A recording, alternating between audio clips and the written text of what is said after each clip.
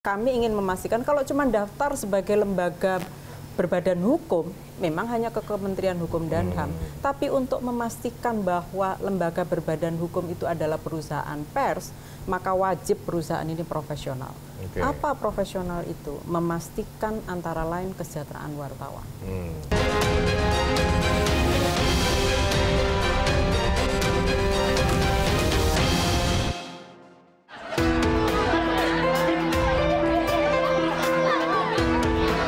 Kericuhan terjadi usai sidang vonis Syahrul Yassin Limpo. Saat SYL hendak keluar dari ruang sidang, awak media telah menanti SYL untuk meminta tanggapan. Sementara itu, massa pendukung SYL meminta para awak media untuk membuka jalan bagi SYL yang akan keluar dari ruang sidang. Namun permintaan dengan teriakan keras pendukung SYL tersebut justru memicu keributan. Tak hanya itu, seorang wartawan yang tengah meliput persidangan juga mendapat kekerasan dari massa pendukung Syahrul Yassin Limpo. Dari video yang beredar, 3 orang mengejar dan menendang wartawan yang bernama Bodia Vimala. Tak terima dengan kekerasan tersebut, korban melapor ke Polda Metro Jaya dengan membawa sejumlah barang bukti, antara lain video amatir dan kamera miliknya yang rusak. Tak lama berselang, Polda Metro Jaya menangkap 2 pelaku pengeroyokan usai polisi mendalami rekaman CCTV di Pengadilan Tipikor Jakarta. Masih bersama kami di One on One dan masih bersama Ibu Nini. Ibu Nini, tadi pertanyaan saya adalah ketika wartawan memang mendapatkan intimidasi seperti itu, apakah memang seharusnya perusahaan bisa melindungi wartawan tersebut? Bukan seharusnya lagi, wajib. Wajib. Ya, itulah kenapa perusahaan pers itu tidak cukup hanya berbadan hukum, tapi dia harus perusahaan pers. Oh, kok dibedakan? Iya, harus dibedakan karena banyak mereka yang mengaku sebagai perusahaan pers hanya melapor, mendaftarkan ke Kementerian Hukum dan HAM, tapi tidak melakukan pendataan kepada Dewan Pers. Oh, harus loh, harus wajib, seperti itu berarti ya? Iya, untuk kami ingin memastikan kalau cuma daftar sebagai lembaga berbadan hukum, memang hanya ke Kementerian Hukum dan HAM. Tapi untuk memastikan bahwa lembaga berbadan hukum itu adalah perusahaan pers, maka wajib perusahaan ini profesional. Apa profesional itu? Memastikan antara lain kesejahteraan wartawan. Dan itu bukan cuma gaji, ya kan? Bukan hanya cuma jaminan kesehatan dan jaminan ketenaga kerjaan, asuransi itu loh. Tapi juga ada mekanisme yang melindungi mereka. Apa mekanisme yang melindungi mereka? Perusahaan pers tersebut secara sukarela meratifikasi semua peraturan Dewan Pers. Jurnalis itu ketika dia bergabung di perusahaan itu, dia sudah kompeten. Jurnalis itu dia sudah paham kode etik jurnalistik. Tidak mencampur adukkan antara bisnis dengan keredaksian. Ini ada pagar api nih. Nah, itu semua tugas perusahaan pers, maka dia harus profesional. Dan ini yang punya tugas melindungi. Maka ketika ada kekerasan yang pertama kali memang kepada perusahaan pers. Apakah cukup? Tidak. Seperti yang tadi saya sampaikan bahwa pers itu tugasnya memenuhi hak warga negara. Maka yang melindungi pers itu bukan hanya perusahaan pers dan insan pers. Negara itu harus hadir. Ada pemerintah, ya kan? Ada penegak hukum dan masyarakat. Itu juga multi stakeholder yang memberikan perlindungan.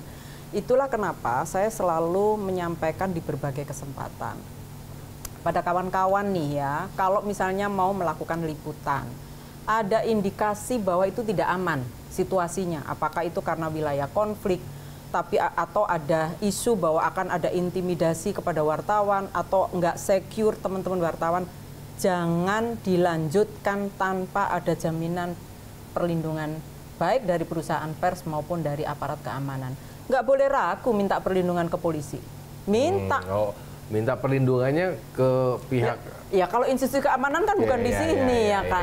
Kami melindungi dalam konteks etik. Tapi kalau soal ada isu kekerasan atau intimidatif, minta perlindungan ke institusi kepolisian dan minta juga nanti akan dihubungkan dengan LPSK. Saya mau meliput nih, tapi di sana ada indikasi wartawan nggak boleh masuk, bahkan akan ada ancaman. Minta perlindungan. nanti berkoordinasi dengan kami akan meminta. Ada satu-satunya institusi yang menjaga keamanan warga negara kan polisi. Ya kita minta. Nah ini yang sorry Mas, jadi ini yang seringkali tidak kadang-kadang diabaikan oleh kawan-kawan karena saking wah ini waktunya, ini waktu butuh cepat. Karena memang kan pertama koordinasi, kedua kalau misalkan kita mau bekerja terus harus lapor seperti itu, terkadang mungkin polisinya juga tidak kooperatif juga. Jadi mau nggak mau kan terkadang wartawan itu sendirian juga di lapangan itu. Atau ada kekhawatiran, atau misalnya justru yang mau diwawancara institusi kepolisian, masa minta ke sana misalnya gitu. Jadi tadi bisa saja mana yang dianggap paling bisa memberikan perlindungan pada saat akan menjalankan tugas itu mesti dihubungi. Jangan sampai teman-teman kemudian dalam tanda kutip kayak melawan tuh loh, udah tahu ini ancamannya tinggi jalan aja, itu jangan. Jadi kalau ada indikasi itu ya tidak harus polisi ya, bisa ke perusahaan lapor dulu atau ke organisasi asosiasi atau juga bisa juga ke Dewan Pers. Nah. Kalau misalkan kita mau berkaca terkait dengan bahkan contohnya yang kemarin yang waktu sidang yang SCL, baru yang kasus teman-teman media ya yang terakhir dirusak. Padahal itu di lembaga peradilan seperti itu, bahkan dan ketika sidang kan sudah pasti ada pihak kepolisian misalkan yang memang seharusnya bisa membantu para jurnalis untuk membantu mengambil gambar ketika sidang, tapi ya tetap terjadi perusakan seperti itu Bu. Maksudnya adalah bahkan gitu ya, di mana kita bisa mencari jalan keluar yang terbaik untuk keamanan jurnalis. Bahkan ya ketika kita di lembaga peradilan meliput tetap juga kena kekerasan seperti itu.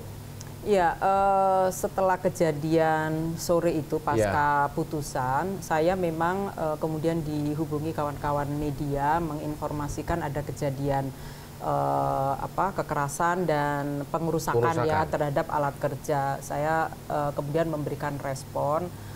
Dua nih, satu kami minta institusi kepolisian lagi nih untuk mengusut tuntas siapa pelakunya agar ini tidak ada keberulangan, karena yang kayak gini banyak dan biasanya setelah teman-teman lapor kadang terus tindak lanjutnya tidak kita kawal nih sampai tuntas sehingga pelaku yang sesungguhnya dan tindakan yang sewenang-wenang ini kan harus diberi hukuman yang setimpal. Yang kedua, kepada lembaga-lembaga pelayanan publik seperti peradilan dan lain-lain, mestinya bisa memitigasi. Kalau kasus ini kira-kira mendapatkan perhatian publik yang sangat besar, termasuk kehadiran kawan-kawan wartawan dan ada indikasi tidak aman, mereka sebetulnya bisa minta bantuan aparat keamanan untuk di situ. Kan udah berkali-kali tuh. Kadang kan pernah kejadian tahun berapa itu yang di Sidoarjo, malah lawannya ditusuk gitu kan, bukan wartawan ya, tapi lawan yang ditusuk gitu. Karena ini yang, jadi lembaga-lembaga yang memberikan fasilitas pelayanan publik dan di mana ada indikasi ancaman kejahatan bisa dimitigasi sebetulnya. Nah, konteks seperti sidang kemarin itu kan sidang ini sudah berlangsung cukup lama dan sudah bisa dilihat bagaimana atensi kawan-kawan untuk mengetahui dan menyebarkan informasi itu. Mestinya bisa dimitigasi sih gitu supaya lebih kawan-kawan kalau menjalankan tugas itu jadi lebih aman. Nah, yang tentu kami berharap bukan sekedar menghukum ya, menghukum pelaku ya, tapi yang lebih penting adalah ganti tuh alat kerjanya yang karena rusak. Memang itu pertanyaannya. Karena, mahal loh. Nah itu maksudnya adalah ini jalan yang terbaik itu gimana? Belum, karena memang kan itu kan harus bertanggung jawab kepada pihak kantor misalkan seperti itu kan. Nah, apakah Dewan Pers mungkin memiliki posisi untuk menengahi hal tersebut atau bagaimana sih Bu Ninik sebenarnya? Karena ini ranahnya pada hukum, kekerasan, ya, maka itu ranahnya ada di institusi kepolisian. Dewan Pers itu bukan penegak hukum. Dia Dewan Pers ini genealoginya adalah etik. Jadi hanya ngelihat apakah pemberitaan itu melanggar kode etik atau enggak gitu, enggak sampai yang ke sana. Itu kewenangannya ada di kepolisian. Jadi kami meminta kepolisian untuk membantu. Tapi memang Dewan Pers mengasistensi kawan-kawan pers yang memang kemarin mendapatkan kekerasan seperti itu ya? Bukan mengasistensi, kami mendampingi, misalnya mendorong melakukan pelaporan. Teman-teman, oke, kita melapor. Nah, kalau diperlukan pendamping, misalnya nanti teman-teman ahli hukum yang ketika proses, kami akan siap mendampingi kalau diperlukan. Oke. Gitu. Bu Nini, banyak sekali nampaknya kasus kekerasan. Apa sih Bu update yang memang kita tidak tahu? Karena memang kita tahu Karo itu saking besarnya sehingga mungkin yang di Jakarta tahu. Yang satu SYL karena memang kebetulan terjadi di Jakarta. Tapi kekerasan apa sih Bu yang luput, yang mungkin Ibu tahu sebenarnya banyak sekali kekerasan. Boleh diinformasikan nggak sih Bu kepada kita gitu loh? Kayak tadi kan kita ngobrol off the record, memang bukan off the record, tapi sebelum kita take, Ibu menceritakan banyak sekali kekerasan atau tindakan kekerasan kepada jurnalis.